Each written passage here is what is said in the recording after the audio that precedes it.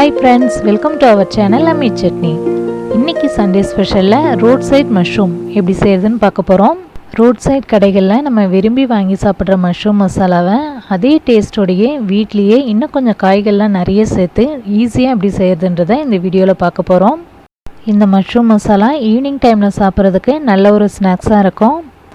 இது செய்யறதுக்கு 1 கப் அளவுக்கு மஷ்ரூம் எடுத்துருக்கோம். இது நல்லா வாஷ் பண்ணிட்டு இது மாதிரி ரஃபா சின்னதா கட் பண்ணி வச்சுக்கலாம். இதில் பொடிசா கட் பண்ண கேபேஜ் 1 கப் அளவு சேர்த்துக்கலாம். ஒரு சின்ன உருளைக்கிழங்க தோலெல்லாம் சீவிட்டு இது மாதிரி துருவி வச்சுருக்கோம், அதையும் இது கூட சேர்த்துக்கலாம். 1/4 கப் அளவுக்கு துருவின கேரட் சேர்த்துக்கலாம். 1/2 கப் அளவுக்கு வெங்காயம், 3 பச்சை மிளகாவை சின்னதாக கட் பண்ணி சேர்த்துக்கலாம். கொஞ்சமாக கொத்தமல்லி தழையும் சேர்த்துக்கலாம். இது கூட 1 ஸ்பூன் அளவுக்கு இஞ்சி பூண்டு விழுது, 1 ஸ்பூன் அளவுக்கு வெறும் மிளகாய்த்தூள், தேவைக்கேற்ப உப்பு, 1 ஸ்பூன் அளவுக்கு கரம் மசாலா. இப்போது இது எல்லாத்தையும் நல்லா மிக்ஸ் பண்ணிக்கலாம். கடைகளில் நம்ம வாங்கி சாப்பிட்ற மஷ்ரூமில் கேபேஜ் மட்டும்தான் நிறையா சேர்த்துருப்பாங்க. ஆனால் இதில் உருளைக்கிழங்கும் கேரட்டும் சேர்த்து செய்யும் போது டேஸ்ட் இன்னும் நல்லாயிருக்கும். நம்ம போட்ட மசாலாலாம் காய்கறியோடு நல்லா மிக்ஸ் ஆகிடுச்சு.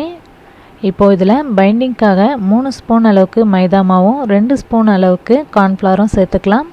மைதா மாவும் கார்ன்ஃப்ளவரும் சேர்க்கறதுனால இதை நம்ம பகோடாவாக போட்டு எடுக்கும் போது நல்லா கிறிஸ்பாக நல்லாயிருக்கும். இதில் மஷ்ரூம், உருளைக்கிழங்கு, வெங்காயம்லாம் இருக்கிறதுனால அதுவே தண்ணி விடும். அதனால் இதை மிக்ஸ் பண்ணுறதுக்கு எக்ஸ்ட்ரா தண்ணி சேர்க்க தேவையில்லை. இதை கொஞ்ச நேரம் நல்லா கலந்து விட்டாலே சரியான பதத்தில் வந்துடும். இது மாதிரி கையில் நல்லா பிடிப்படுற அளவுக்கு மிக்ஸ் பண்ணிவிட்டு கொஞ்சமாக எடுத்து எண்ணெயில் போட்டுடலாம். எண்ணெயில் போடும்போது போண்டா மாதிரி உருண்டி போடாத சின்னதாக பகோடா மாதிரி கிள்ளி போட்டுடலாம். மஷ்ரூம் பகோடா ஒரு சைடு வெந்ததும் திருப்பி விட்டு இது நல்லா கோல்டன் ப்ரௌன் கலர் வந்ததும் எடுத்துடலாம். மஷ்ரூமோட உருளைக்கிழங்கு கேரட்லாம் சேர்த்து செஞ்சுருக்கிறதுனால இதை இப்படியே சாப்பிடவே சூப்பராக இருக்கும். 4 இடு மஷ்ரூம் பகோடா வந்துச்சு. இது சுட சாப்பிட்றதுக்கு நல்லா இருந்ததுனால பாதி பகோடாவாகவே சாப்பிட்டுட்டோம். மீதி இருக்கிற இந்த பகோடாவை யூஸ் பண்ணி ரோட் சைட் கடைகளில் செய்கிற மாதிரி மஷ்ரூம் எப்படி செய்கிறதுன்னு பார்க்கலாம். இதுக்கு வானலில் கொஞ்சமாக எண்ணெய் சேர்த்து வெங்காயத்தை இது மாதிரி பெருசாக கட் பண்ணி சேர்த்துக்கலாம். இது கூட 2 பச்சை மிளகாவை சின்னதாக கட் பண்ணி சேர்த்துக்கலாம். வெங்காயம் ரொம்ப நேரம் வதங்க தேவையில்லை. லைட்டாக இது மாதிரி வதக்கிட்டு 1 ஸ்பூன் அளவுக்கு இஞ்சி பூண்டு விழுது சேர்த்துக்கலாம். இஞ்சி பூண்டு விழுதோட பச்சை ஸ்மெல் போகிறதுக்காக கொஞ்சம் நேரம் நல்லா வதக்கிக்கலாம். இதில் 1 ஸ்பூன் அளவுக்கு வெறும் மிளகாய் தூளும் தேவைக்கேற்ப உப்பும் சேர்த்து லைட்டாக வதக்கிக்கலாம். உங்களுக்கு கேப்சிகம் பிடிக்கும்னா வெங்காயம் சேர்க்கும் போதே கொஞ்சமாக கேப்சிகமும் கட் பண்ணி சேர்த்துக்கலாம். இப்போது இதில் 2 தக்காளி அரைச்சி வச்சுருக்கோம், அதையும் சேர்த்து தக்காளியோட பச்சை ஸ்மெல் போகிறதுக்காக கொஞ்சம் நேரம் வதக்கிக்கலாம். ரோட் சைட் கடையில் வாங்குகிற மாதிரியே மஷ்ரூமோட டேஸ்ட் இருக்கணுன்றதுனால இதில் நான் 1 ஸ்பூன் அளவுக்கு சில்லி சாஸும் 1 ஸ்பூன் அளவுக்கு டொமேட்டோ கெச்சப்பும் சேர்த்துக்கிறேன்.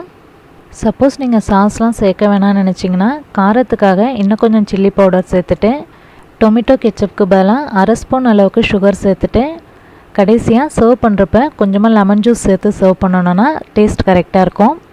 இது எல்லாத்தையும் நல்லா மிக்ஸ் பண்ணிவிட்டு மசாலாவோட டேஸ்ட் நல்லா இருக்கிறதுக்காக 1/2 ஸ்பூன் அளவுக்கு சிக்கன் மசாலாவும் 1/2 ஸ்பூன் அளவுக்கு கரம் மசாலாவும் சேர்த்துக்கலாம்.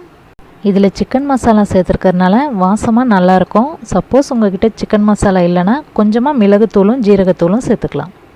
இப்போது இதில் கொஞ்சமாக தண்ணி சேர்த்து நல்லா கலந்து விட்டுக்கலாம். இப்போது இதில் நம்ம ஃப்ரை பண்ணி வச்சுருந்த மஷ்ரூம் பகோடாவை சேர்த்துக்கலாம். மஷ்ரூம் பகோடாவை இது மாதிரி உதிர்த்து சேர்த்துக்கலாம். அப்போ தான் மசாலாலாம் உறிஞ்சிட்டு டேஸ்ட்டாக நல்லாயிருக்கும். கிரேவி மஷ்ரூம் பகோடாவில் ஏறுறதுக்காக கொஞ்சம் நேரம் நல்லா கலந்து விட்டுக்கலாம். இப்போ நமக்கு ரோட் சைட் மஷ்ரூம் மசாலா அதே டேஸ்டோடையே வீட்லேயே ரெடி ஆகிடுச்சு. நீங்களும் இந்த ரோட் சைட் காளானை வீட்டில் ட்ரை பண்ணி பார்த்துட்டு எப்படி இருந்ததுன்னு சொல்லி மறக்காமல் கமெண்ட் பண்ணுங்கள். என்னோடய ஃபேவரேட்டான இந்த ரோட்டுக்கடை காளான் உங்களோட ஃபேவரேட்டாகவும் இருந்ததுன்னா மறக்காமல் கமெண்ட் பண்ணுங்கள். சர்வ் பண்ணுறதுக்கு முன்னாடி ஃப்ரெஷ்ஷாக வெங்காயமும் கொத்தமல்லி தழையும் சேர்த்து சர்வ் பண்ணுங்கள். சாப்பிடும்போது ரொம்பவே நல்லாயிருக்கும். இன்றைக்கி சண்டே ஸ்பெஷலில் நம்ம பார்த்த இந்த ரோட் சைட் மஷ்ரூம் உங்களுக்கு பிடிச்சிருந்ததுன்னா உங்கள் ஃப்ரெண்ட்ஸோட வீடியோவை ஷேர் பண்ணிக்கோங்க. இந்த வீடியோவை லைக் பண்ணி எங்களை என்கரேஜ் பண்ணுங்கள். தேங்க்யூ.